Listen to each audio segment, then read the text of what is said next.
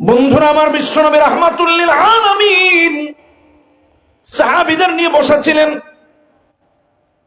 নবীজি সাহাবীদের বললেন, চলো তো দেখি যাই তার বাহনটার কি হয়েছে। সাহাবী এসে বলে, ইয়া রাসূলুল্লাহ, আমার বাহনটা পাগল হয়ে গেছে, আমি গরীব মানুষ, আর একটা কেনার আমার সুযোগ নাই, আর এটাকে ভালো করব কিভাবে তাও জানি না, আপনার কাছে এসে বিচার দায়ের করব।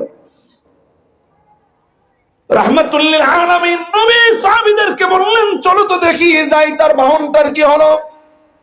এই কথা বলে নবীজি সাহাবীদের নিয়ে দাঁড়িয়ে ওই বাগানের দিকে হাঁটতে আরম্ভ করলেন, যে বাগানে উটটি অবস্থান করতেছে, পাগল উটটা। সাহাবীদের মাঝে কানাঘেঁষা আরম্ভ হলো। এই যে আগন্তুক সাহাবী এসে বললেন উট পাগল হয়ে গেছে, তারে বলতে লাগলেন, তুমি এই কথাটা যে নবীজিরে বললা, এখন যে নবীজি যাচ্ছেন, তোমার উটটা যেহেতু পাগল, যদি রাসূলকে গুতা মেরে দেয়, যদি কোনো বেয়াদবি করে কি হবে, তুমি এই কথা কেন নবীজিকে বললা? ভাইয়েরা আমার, বন্ধুরা আমার, এসব কথাবার্তা চলাকালীন সময়ের মাঝে রাহমাতুল লিল আলামিন নবী ওই বাগান, যেই বাগানে পাগল উটটি অবস্থান করতেছে, ওই বাগানের দরজা দিয়ে ঢুকে যান। পাগল উটটা রাহমাতুল লিল আলামিন নবীকে দেখে দূর থেকে দেখে দৌড়ে দৌড়ে এসে রাসূলুল্লাহর কদম মোবারকে সিজদায় পড়ে যায়। সাহাবীরা দেখে বিস্মিত হয়ে গেলেন, আর বলেন, ইয়া রাসূলুল্লাহ, ইয়া হাবিবাল্লাহ, এই উটটা হলো পাগল, যার কিনা আল্লাহ বুঝার জন্য কলব দেন নাই, দেখার জন্য চক্ষু দিয়ে বুঝে ভালো মন্দ যাচাই করার ক্ষমতা দেন নাই, কান দিয়ে শুনে ভালো মন্দ যাচাই করার ক্ষমতা দেন নাই। ওগো নবীজি, সেই পাগল উটটা আপনার কদমে সিজদায় পড়ে গেছে। নাহনু আহাক্কু আন নাসজুদা লাকা ইয়া রাসূলুল্লাহ, ওগো নবীজি, আমরা তো চক্ষু দিয়ে দেখে ভালো মন্দ যাচাই করতে পারি, কান দিয়ে শুনে ভালো মন্দ যাচাই করতে পারি, অন্তর দিয়ে বুঝে ভালো মন্দ নির্বাচন করতে পারি। ইয়া রাসূলুল্লাহ, ইয়া হাবিবাল্লাহ, যে চতুষ্পদ জন্তুটি চক্ষু দিয়ে দেখে ভালো মন্দ যাচাই করতে পারে না, কান দিয়ে শুনে ভালো মন্দ যাচাই করতে পারে না, আল্লাহ তারে ভালো মন্দ যাচাই করার মতো অন্তর দেন নাই, সেই চতুষ্পদ জন্তুটি যদি আপনার কদমে সিজদায় পড়তে পারে, নাহনু আহাক্কু আন নাসজুদা লাকা ইয়া রাসূলুল্লাহ, তাহলে আমরা তো আপনাকে সিজদা করার জন্য বেশি হকদার। রাহমাতুল লিল আলামিন নবী ডেকে বলেন, মুসনাদ আহমদের হাদিস 12153 নম্বর হাদিস, নবীজি বলেন, লা ইয়াসলুহু লিবাশারিন আন ইয়াসজুদা লিবাশারিন ওয়ালাউ সালাহা লিবাশারিন আন ইয়াসজুদা লিবাশারিন লা আমারতুল মারআতা আন তাসজুদা লিজাওজিহা। সাহাবীরা আমার, কোন মানুষের জন্য মানুষকে সিজদা করা জায়েজ নাই, হারাম। যদি মানুষের জন্য মানুষকে সিজদা করা হালাল হতো, তাহলে নারীদেরকে তাদের স্বামীকে সিজদার বিধান দেওয়া হতো, কিন্তু দেওয়া হয় নাই। অতএব তোমরা কোন সাহাবী আমি রাসূলুল্লাহর কদমে সিজদা করতে পারো না। রাহমাতুল লিল আলামিন নবী না কইরা দিলেন। আমার ভাইরা, একটু চিন্তা করে দেখেন, উলাইকা কাল আনাম, আল্লাহ সূরা আরাফে 179 নম্বর আয়াতে বলেছেন, উলাইকা কাল আনাম, এরা চতুষ্পদ জন্তুর মতো হয়ে যায়। আল্লাহ বলতে গিয়ে বলেন, বালহুম আদাল, বরং চতুষ্পদ জন্তুর চেয়ে নিকৃষ্ট হয়ে যায়। চতুষ্পদ জন্তু চক্ষু কান দিল কাজে আসে না, আপনার আমারও আছে, কিন্তু কাজে লাগাইতে পারি না। এই দিনের জন্য যে চোখ, যে দিন, যে কান কাজে লাগে না, ওইটা কোনো কানই না। যখন ঠিক ঠিক কিনা ঠিক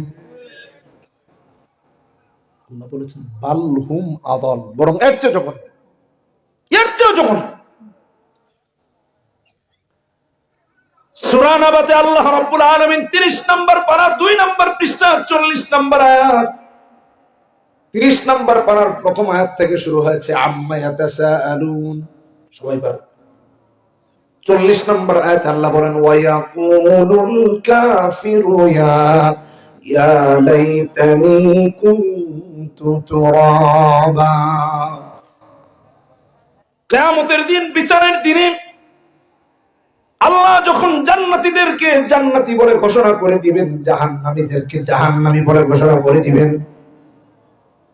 আমার ভাইরা, এরপরে চতুষ্পদ জন্তু প্রাণী জগতের মাঝে আল্লাহ বিচার কায়েম করবেন। কে কারে গুতা মারছে হিসাব মিলাইয়া দিবেন, তুমিও তার একটা গুতা দাও। কে কারে লাথি মেরেছে, তুমিও তার একটা লাথি মারো।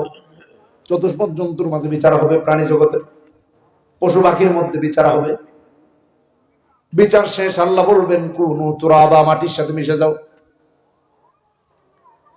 সবাই যখন মাটির সাথে মিশে যাবে, জাহান্নামীরা কাফেররা দেখে বলবে ইয়া লাইতানি কুনতু তুরাবা, হায় আফসোস আমরাও যদি মাটির সাথে মিশে যেতে পারতাম, আমরাও যদি মাটি হয়ে যেতে পারতাম। কিন্তু আমার ভাইরা আজকে যদি চোখটারে কাজে না লাগান, দিলটারে কাজে না লাগান, অন্তরটারে কাজে না লাগান, কিয়ামতের ময়দানে জাহান্নামী হওয়া লাগবে, মাটির সাথে মিশার কোনো সুযোগ থাকবে না। এজন্য আল্লাহ বলছেন বালহুম আদম, বরং তার চেয়ে জঘন্য। চতুষ্পদ প্রাণীদেরকে আল্লাহ জাহান্নামে দিবেন না, আপনারা মানে জাহান্নামে যাওয়া লাগবে। আল্লাহ আমাদের হেফাজত করুন। এই হাদিসের মাঝে কয়েকটা সবক আছে, আগের হাদিসের কয়েকটা সবক আছে, এটা বলি। এক নাম্বার, ভালো করে শুনেন, সাহাবীরা কখনো বিপদে পড়লে রাসূলের কাছে যেতেন। আজকে রাসূল আছেন, নবীজি আছেন, নবীর ওয়ারিসরা তো আছেন, হক্কানি উলামায়ে কেরামরা তো আছেন। এই হাদিসের এক নাম্বার শিক্ষা হলো, কোন বিপদে পড়লে প্রথমত হক্কানি আলেমদের কাছে যাবেন, কিন্তু তা না গিয়া যায় জাহেলদের কাছে। যায় কই? জাহেলের কাছে। কোরআন হাদিস যে জানেন। আমার ভাইয়েরা, দুই নাম্বার শিক্ষা এই হাদিসের, আল্লাহ ছাড়া কোন মাখলুকের সামনে মাথা নত করা জায়েজ না। ঠিক কিনা বেঠিক জোরা কোন? মানুষের কাছে সিজদা করা যাবে, কোশ্চেন কালাও যাবে না। কোন দরবারে বলেন, কোন পীর সাহেবকে বলেন, কোন মাজারে বলেন, কোন হুজুরকে বলেন, কোন আল্লাহর ওলিকে বলেন, অসম্ভব সিজদার কোন বিধান আল্লাহ রাখেন নাই।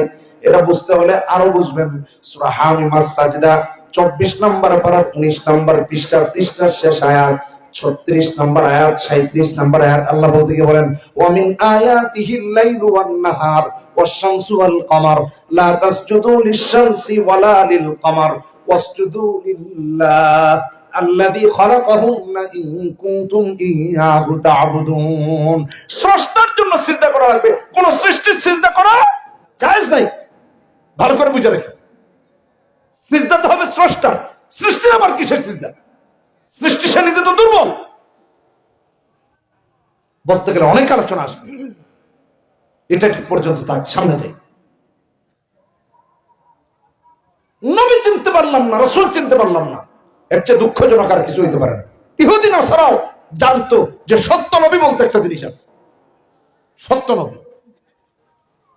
কারণ মিথ্যাবাদী নবীরাও তো আছে। কাদিয়ানী গোলাম আহমদ কাদিয়ানী তো মিথ্যা নবী দাবি করছে, নিজের নবী দাবি করছে। কি হবে? ঠিক কিনা বেঠিক?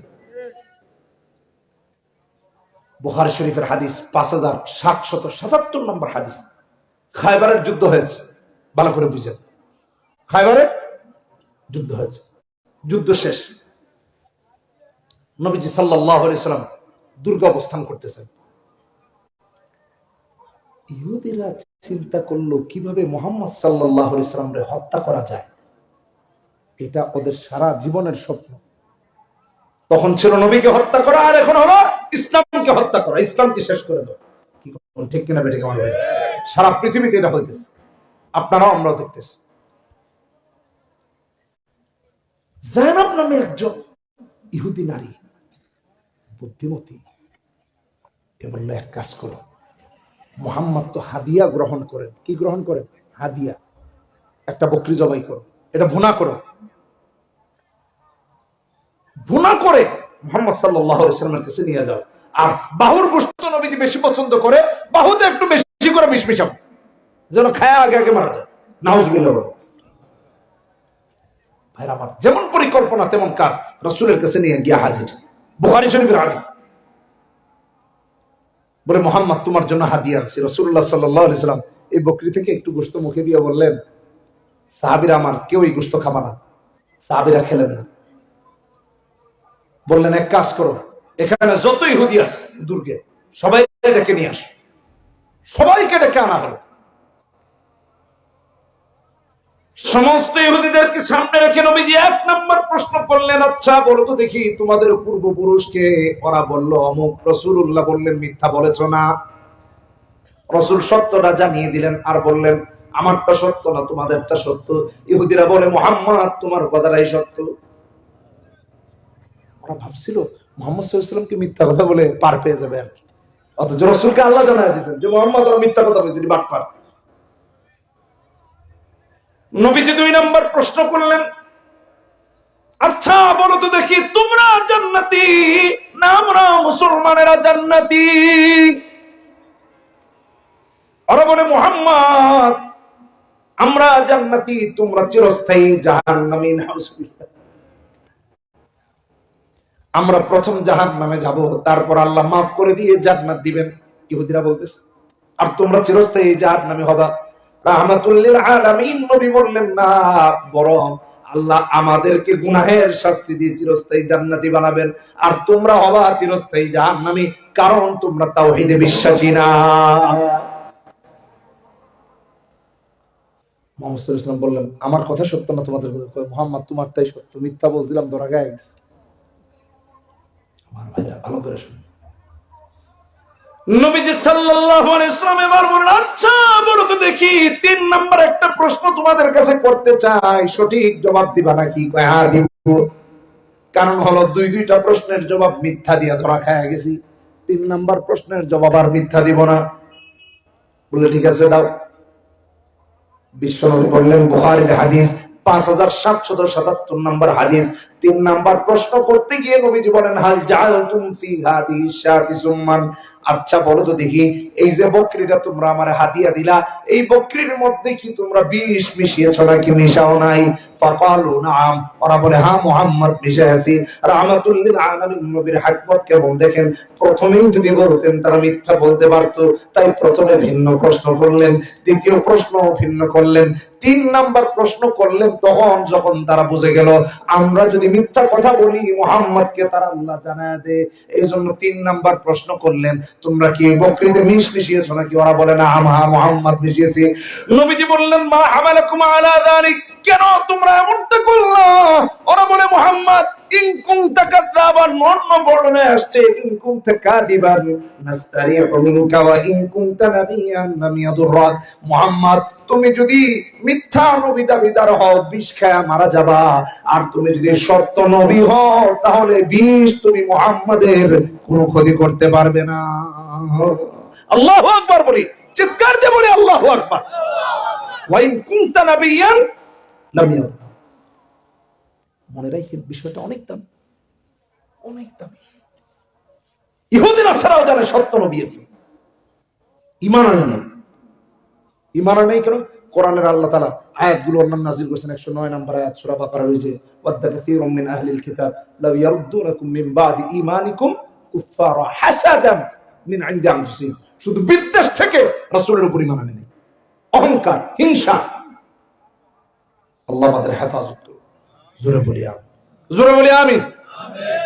মনে থাকবে তো ভাই, আমার মনে থাকবে না ইনশাআল্লাহ। তিনি হলেন রাহমাতুল লিল আলামিন। এই জন্য বুখারী শরীফের হাদিসের মধ্যে একটু শুনেন, 15 নম্বর হাদিস, রাহমাতুল লিল আলামিন নবী বলেন, কিতাবুল ঈমানের হাদিস, লা ইউমিনু আহাদুকুম হাত্তা আকুনা আহাব্বা ইলাইহি মিন ওয়ালিদিহি ওয়া ওয়ালাদিহি ওয়ান নাসি আজমাইন, বাবার থেকে মায়ের থেকে সন্তান সন্ততি তথা সম্পদ থেকে যতদিন না পর্যন্ত নবীকে ভালোবাসতে বেশি না পারবো ততদিন পর্যন্ত কামেল মুমিন হতে পারবো না। সব থেকে বেশি নবীকে ভালোবাসা লাগবে। নবীর ভালোবাসার একটা দৃষ্টান্ত একটু দিই। নবীকে ভালোবাসতে হয় কেমন? ভাইরা আমার, তাবুকের যুদ্ধ হয়েছে। তাবুকের যুদ্ধে যখন মুসলমানরা যান, অবস্থা খুব বাজে, খাদ্য সংকট, খাদ্যের অভাব, এত খরা, ফল ফসল ঠিক মতো হয় নাই, পানি সংকট, পানি শূন্যতা, জমিন ফেটে চলছে, রোদের তাপে মরুভূমির বালুগুলো জ্বলন্ত অঙ্গারে রূপ নিয়েছে, আর রোদের তাপ যেন অগ্নি স্ফুলিঙ্গ হয়ে নিক্ষিপ্ত হচ্ছে। এমন অবস্থায় রাসূল বলছেন জিহাদে যাব, সাহাবীরা রেডি হয়েছে। প্রস্তুত হওয়া সাহাবীদের মাঝে একজনের নাম হলো আবু যর গিফারী রাদিয়াল্লাহু তাআলা আনহু। নবীজির ডাকে রওনা হয়েছেন ঠিকই, বাহনটা তার একবারে দুর্বল, এই বাহন নিয়ে জিহাদের ময়দানে যাবেন কি করে তিনি নিজেও জানেন। এই বাহন নিয়ে যদি যুদ্ধের ময়দানে রওনা করেন, একটু পথ যাওয়ার পরে এটা মারা যাবে, তিনিও শহীদ হয়ে যেতে পারেন। আহ্বান যেহেতু রাসূল করেছেন, কোন অবস্থায় বিরত থাকার উপায় নাই, জিহাদের জন্য বের হয়ে গেছেন, দুর্বল বাহনটা নিয়ে বের হয়ে গেছেন, যুদ্ধের পথে যখন হাঁটতেছেন কেউ কেউ পরিস্থিতি সামাল দিতে না পেরে পিছন থেকে চলে যায়। এই ঘটনা আপনারা জানেন, কোরআনে আয়াত পর্যন্ত নাজিল হয়েছে। এদিকে আজকে যাচ্ছি না, অনেক লম্বা আলোচনা সংক্ষেপ করে এক একজন করে পিছনে চলে যায়। সাহাবীরা ডেকে বলে, ইয়া রাসূলুল্লাহ, অমুক চলে যাচ্ছে। নবীজি বলেন যে যেতে চায় তারে যেতে দাও, বাধা দিও না। আবার আরেকজন চলে যায়, আবার আরেকজন চলে যায়, এমন করতে করতে একের পর এক চলে যায়। আবু যর গিফারীর যেহেতু বাহনটা দুর্বল, সবার সঙ্গে তাল মিলিয়ে একযোগে হাঁটতে পারতেছে না, আস্তে আস্তে করে পিছনে পড়তে পড়তে অনেক পিছনে পড়ে গেছে। রাসূলের সাথে থাকা কাফেলার সাহাবীরা আর আবু যরকে দেখতে পান না। রাহমাতুল লিল আলামিন নবীকে ডেকে বলেন, ইয়া রাসূলুল্লাহ, ইয়া হাবিবাল্লাহ, এতক্ষণ আবু যরকে দেখা গেল, এখন তো আর আবু যররেও দেখা যায় না। নবীজি সবার বেলা যে কথা বললেন, আবু যরের বেলাও একই কথা বললেন, যে যেতে চায় তারে যেতে দাও, বাধা দিও না। সাহাবীদেরকে নিয়ে নবীজি আগাইতে লাগলেন। একটু সামনে গিয়ে যখন কাফেলাকে বিশ্রামের সুযোগ দিয়েছেন, আবু যর গিফারী দেখেন আর রাসূলুল্লাহর কাফেলাকে দেখা যায় না, বাহন থেকে নেমে পড়েছেন। মরলে শহীদ, বাঁচলে গাজী, রাসূলের নির্দেশ অমান্য করার কোনো সুযোগ নাই। উত্তপ্ত মরুভূমির বালুগুলো ভেদ করে করে সমস্ত সামানা নিজের কোমরে বেঁধে হাঁটে এটা রওনা করেছেন রাসূলের সাথে। সাহাবীদেরকে রাসূল বিশ্রামের সুযোগ দিয়েছেন। আবু যর গিফারী যেতে যেতে যেতে যেতে কাছাকাছি চলে গেছেন। সাহাবীরা দেখে বলে, ইয়া রাসূলুল্লাহ, কে যেন একজন মরুভূমির বালু চিরে চিরে এদিকে আসতেছে। মরুভূমিতে যখন বালু ঝড় হয় তখন আর তারে দেখা যায় না, ঝড় বন্ধ হইলে দেখা যায়। আল্লাহর হাবিব আল্লাহর কাছে দোয়া করে বলেন, আল্লাহ, ইনি যেন আর কেউ না আমার আবু যর গিফারী হয়ে যায়। সুবহানাল্লাহ। আবু যর গিফারীর দিলে রাসূলের কেমন ভালোবাসা, আর রাসূলের দিলে তার প্রতি কেমন ভালোবাসা দেন। আবু যর গিফারী সামনে গিয়ে হাজির। আসসালামু আলাইকা ইয়া রাসূলুল্লাহ, আসসালামু আলাইকা ইয়া হাবিবাল্লাহ। নবীজি, বাহনটা দুর্বল, ছেড়ে দিয়েছি, নয়তো জিহাদের ময়দান পর্যন্ত আমার পৌঁছা সম্ভব হতো না। জীবনের রিস্ক নিয়ে এই পথ পর্যন্ত আসলাম। রাহমাতুল লিল আলামিন নবী আবু যরকে দেখে বলেন, মুসনাদে আহমদের হাদিস বলতেছে, হাদিসের ঘটনা 21185 নম্বর হাদিসের ঘটনা। এটা মুসনাদে আহমদের বিশাল ঘটনা, সংক্ষিপ্ত আকারে বলতেছি। রাহমাতুল লিল আলামিন আবু যরের জন্য দোয়া করে বলেন, ইয়ারহামুল্লাহু আবা দাররিন ইয়ামশি ওয়াহদা ওয়া ইয়ামুতু ওয়াহদা ওয়া ইউবাসু ওয়াহদা। আল্লাহ, আপনি আমার আবু যর একাকী এসেছে, তার উপর রহম করেন। আমার আবু যর একাকী মারা যাবে, হাসরের মাঠেও আমার আবু যর আপনার দরবারে একাকী উঠবে। ভাই আমার, একটা হলো দোয়া করছেন, দুইটা কিন্তু ভবিষ্যৎবাণী করছেন। একটা দোয়া করছেন আপনি, আল্লাহ আবু যরের উপর রহম করেন, আর দুইটা ভবিষ্যৎবাণী করছেন কি, আবু যর একাকী মারা যাবে, হাসরেও একাকী উঠবে। রাসূলের ভবিষ্যৎবাণীও সত্য হয়েছে। সুবহানাল্লাহ, জোরে বলে সুবহানাল্লাহ। কিন্তু আমি যেই কথাটা বলতে চেয়েছি, বোঝাতে চেয়েছি, অবস্থা যখন নাজুক, মৃত্যুর মতো রিস্ক নিয়ে সাহাবায়ে কেরাম রাসূলের কথাকে মর্যাদা দিয়েছেন, সম্মান দিয়েছেন। আর আজকে আপনার আমার অবস্থা এমন, রাসূলের পক্ষ অবলম্বন করলে মরতে হবে না, কেউ গালিও দিবে না, কেউ কিছুই বলবে না।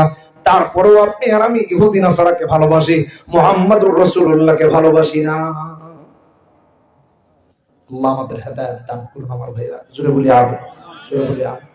রাসূলকে ভালোবাসবো তো ইনশাআল্লাহ, রাসূলকে ভালোবাসবো তো ইনশাআল্লাহ, আল্লাহকে ভালোবাসবো তো ইনশাআল্লাহ, ভালোবাসবো তো ইনশাআল্লাহ।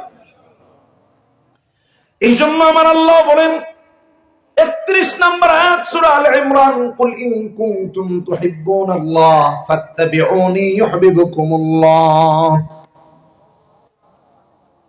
যদি আল্লাহকে ভালোবাসতে হয়, রাসূলের অনুসরণের বিকল্প নাই। ফ্যাশন হবে কার? রাসূলের।